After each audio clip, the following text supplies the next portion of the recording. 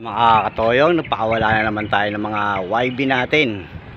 Wahiwalay lipad ngayon, no?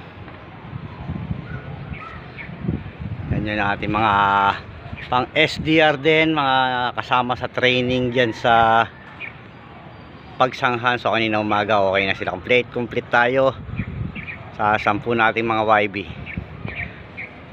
So loop fly muna tayo mga katoyong. Syempre yan ang kailangan ng ating mga ibon at kailangan nila ng lakas para ma-exercise yung kanilang mga muscle, tsaka mag-range sila, matandaan nila yung lugar na area na kanilang iniikutan, tsaka yung kanilang bahay. Syempre kaya natin loop, kaya kailangan natin yan.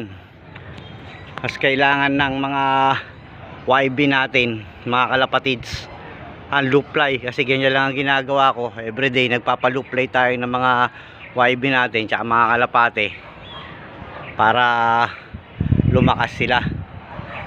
Ayan sila, oh. So sa kabila may nagpapa-loop fly din, kung nakikita nyo. Kaya kapitbahay ko si Boss Dino, ayan, oh. Si Boss Bino, ayan, nagpapa-loop fly din siya para lumakas din yung mga kalapate niya. So kailangan talaga natin yan mga katoyong, dapat lagi tayo nagpapa-loop fly. So yun mga bird natin, yan, nagkataon magkakasabay na naman yan, dalawang yan.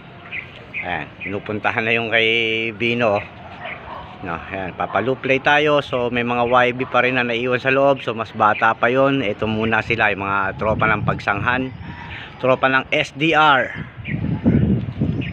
mga YB natin. Kailangan natin batakin ng batakin kasi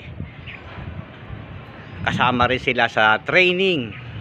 Start na ng mga training ngayon ng SDR para lumakas sila. So may mga old bird pa rin dyan, mga ilang piraso lang. Mga stock bird natin, nagpakawala tayo ng mga 4-5 stock bird natin. Pa-loop fly ang kailangan, yan, no? Para lumakas yung mga ibon natin. Siyempre kaya yung mga katoyong, gawin nyo rin yan sa loop nyo, magpalakas ng mga ibon. Ganyan ang ginagawa natin umaga, tanghali, tsaka hapon.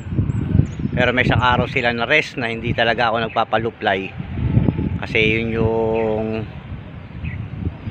may pasok tayo, kaya hindi tayo gano'ng nagpapa-loop fly. Pagka one day yan tayo nagpapa-loop fly. Ano, ganda ng panahon mga katoyong, medyo mahangin nga lang.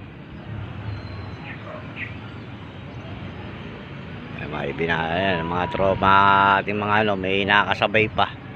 So umiikot lang yung ating mga bird.